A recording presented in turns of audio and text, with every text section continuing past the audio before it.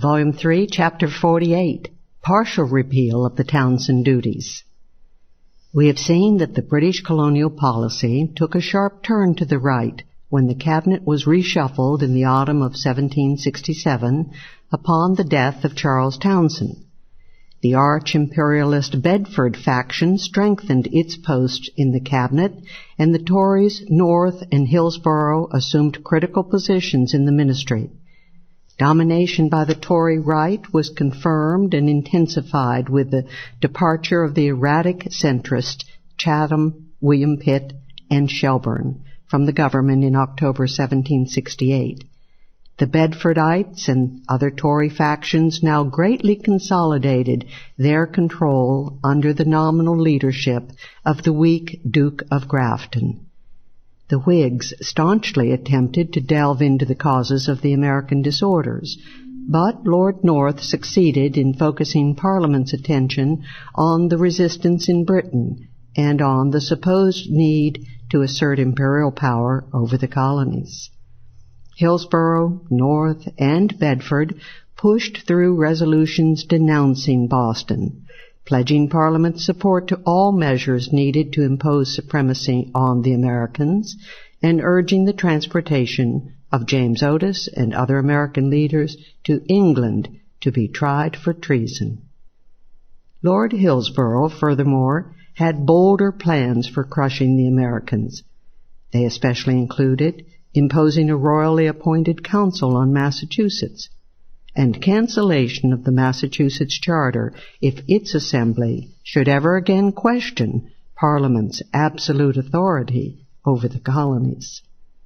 In addition, the Mutiny Act was to be strengthened to allow quartering of troops in private houses. The Tories were now in control.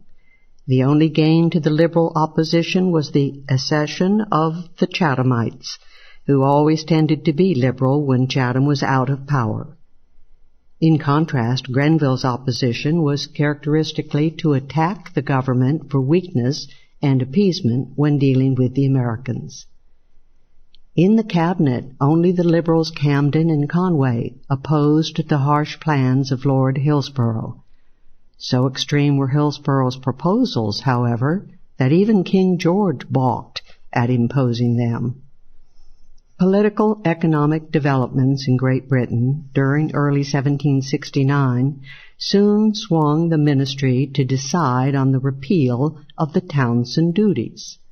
There was, in the first place, the threatening Wilkite agitation and the mammoth Wilkite petition movement, joined in by the Radicals, Whigs, and Chathamites, which challenged the government and which was at least partly linked with the American cause.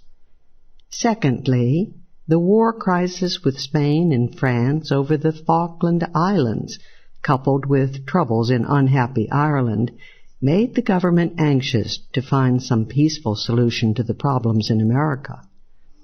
Beset by conflict at home and abroad, Britain was now anxious to secure her colonial flank. Third, British merchants and manufacturers were beginning to complain bitterly as a result of the success of the spreading non-importation boycott in America. Total American imports from Britain had fallen from over 2.15 million pounds in 1768 to under 1.35 million pounds the following year. All of this was a potent combination. The result was a decision by the Grafton Ministry in May 1769 to repeal all the Townshend taxes except the duty on tea. Repeal would be moved in the forthcoming 1770 session of Parliament. The crucial and fateful vote in the cabinet was how far to go. The Liberals, led by Grafton, Camden, and Conway, advocated total repeal of the Townshend duties. The Tories, led by North, Hillsborough, and the Bedfordites, insisted on keeping the tax on tea, and they prevailed in the cabinet by a one-vote majority. North's arguments were shrewd enough. The other goods taxed were products of British manufacture, so that the duties lowered the sales of British manufacturers and merchants, and also dangerously stimulated the emergence of competing manufactures in the colonies. But tea was not of English manufacture, and certainly could not be grown in America.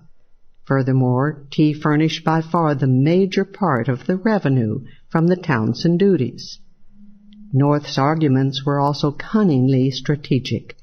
Retention of the tea tax would continue to assert Parliament's sovereign right to impose such taxation, and the removal of all the duties except that on tea would split the American resistance movement, weaken its resolve, and wreck the boycott without yielding the principal or the major Townshend tax. The policy would thus deprive the radical American leadership of its mass base. The tactlessness of the proposed repeal was accentuated by Hillsborough's letter to the colonial assemblies announcing the cabinet decision. Stress was laid on a provocative assertion of the power of Parliament rather than on a desire for conciliation with the colonies. When Parliament opened again in early January 1770, the debate over repeal became part and parcel of a determined liberal opposition mounted against the ministry. The opposition was also based on taking up the cause against Wilkes's expulsion from Parliament.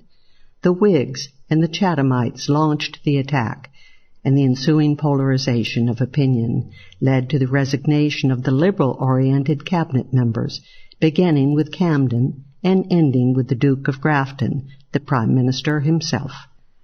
The determined opposition push failed and precipitated the backlash of a counter-revolution, with all the Tory forces in England banding together in a new unity born of fear for their entrenched positions against the American cause abroad, as well as against liberalism and radicalism at home. Lord North added the prime ministerial post to his own offices at the end of January, and this cemented Tory rule by coalescing the Tory factions.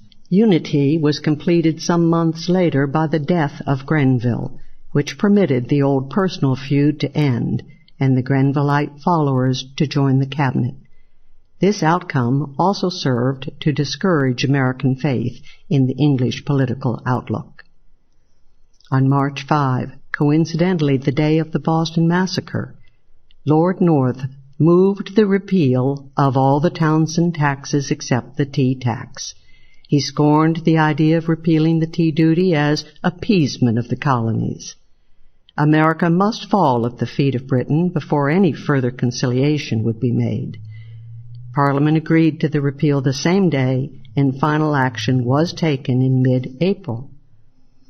The Liberals, however, had not given up in their defense of Americans against Great Britain. The Whigs, led by Barlow, Trecothick, and especially Edmund Burke, moved to censure British colonial policy when news of the Boston Massacre arrived in Britain. Burke charged that American rebelliousness was brought about precisely because of British severity and intransigence. Burke's and Chatham's censure resolutions, however, failed by a wide margin and provoked threats of impeachment or treason trials against Saville, Rockingham, Richmond, and other Whig leaders. During June and July 1770, the North Ministry consolidated its hard line against the colonies. The center of the British Navy in America was deliberately shifted from Halifax to Boston Harbor. The fort at Castle William was permanently garrisoned with British instead of American troops, although no troops were moved back into Boston itself. The Mutiny Act, however, was allowed to lapse without being renewed.